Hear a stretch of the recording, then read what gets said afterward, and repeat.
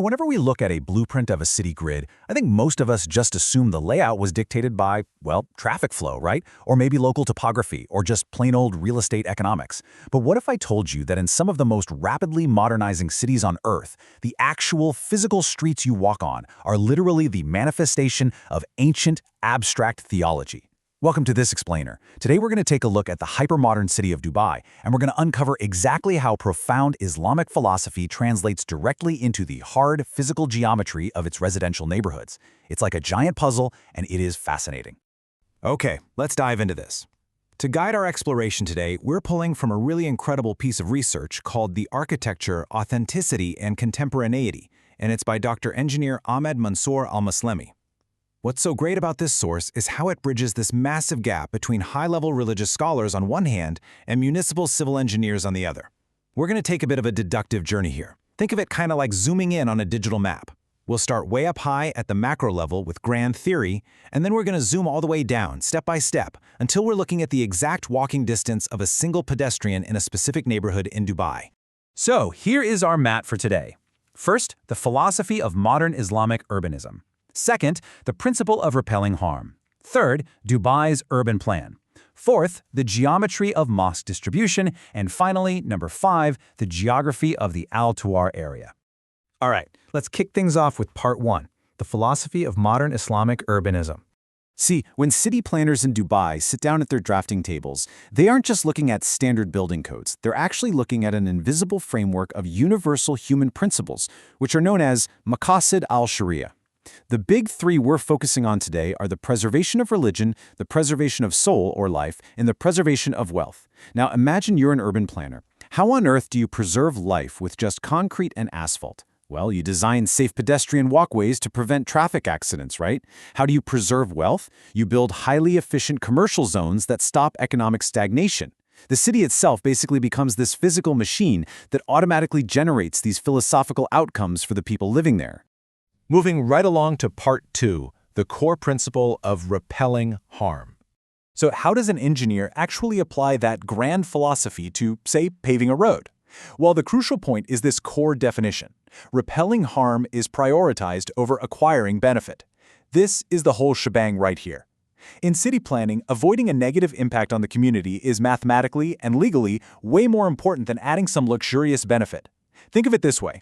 If building a massive, highly profitable shopping mall, which is obviously a benefit, causes severe traffic congestion that ends up endangering pedestrians, which is a harm, the project is scrapped, or at the very least, fundamentally altered. The urban grid is inherently defensive. It's designed to protect the resident first and foremost. And this single, elegant rule, prioritizing the repulsion of harm, it filters down to dictate 4 specific dimensions of the developing city. You've got the urban dimension, which prevents overcrowding, the social dimension, preventing isolation or a lack of community cohesion, the economic dimension, which prevents monopolies or totally inaccessible markets, and finally, the environmental dimension, preventing pollution and degradation. Literally every single zoning permit, every streetlight, every community center you spot on this grid is basically a physical manifestation of this risk management philosophy. Which brings us to part 3, Dubai's urban plan. Let's look at the concrete infrastructure.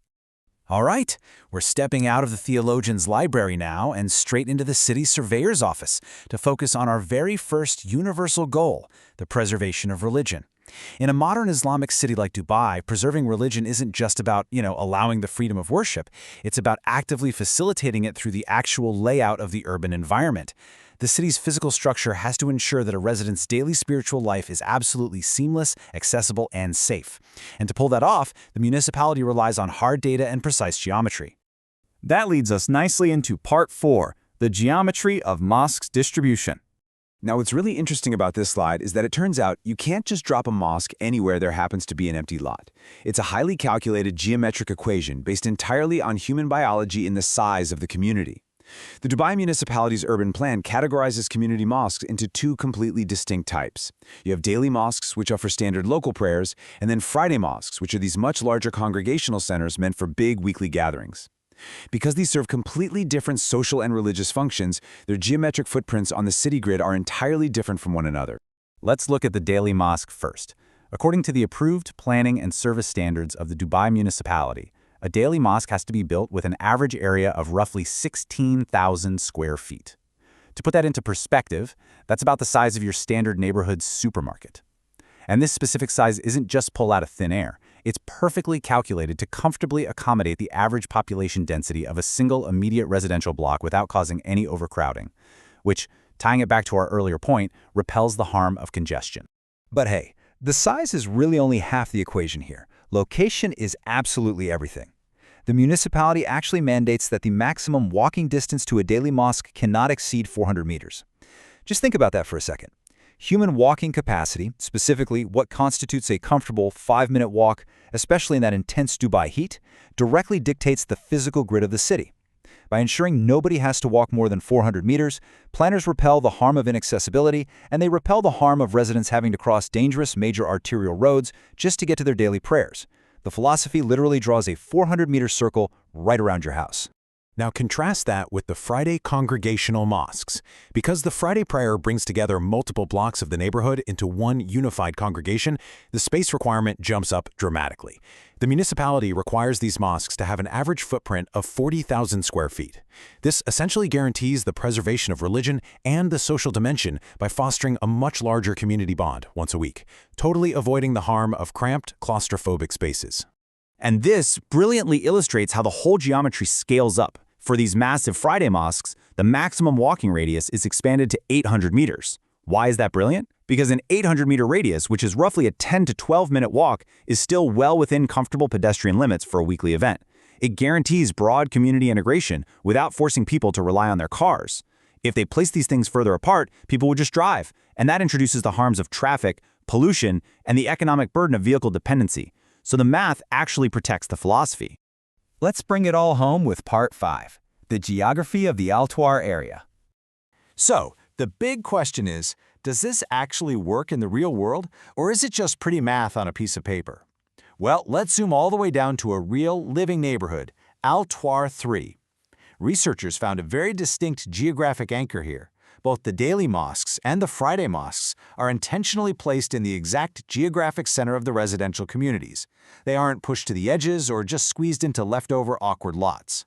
By placing them dead center, those 400-meter and 800-meter invisible circles evenly envelop the absolute maximum number of residents in all directions. And here is the ultimate proof directly from Dr. Al-Musallami's research. When they actually mapped the area out, the conclusion was crystal clear. Most of the neighborhood and residential district fall within the service area, the radius of which is the maximum walking distance to the mosque.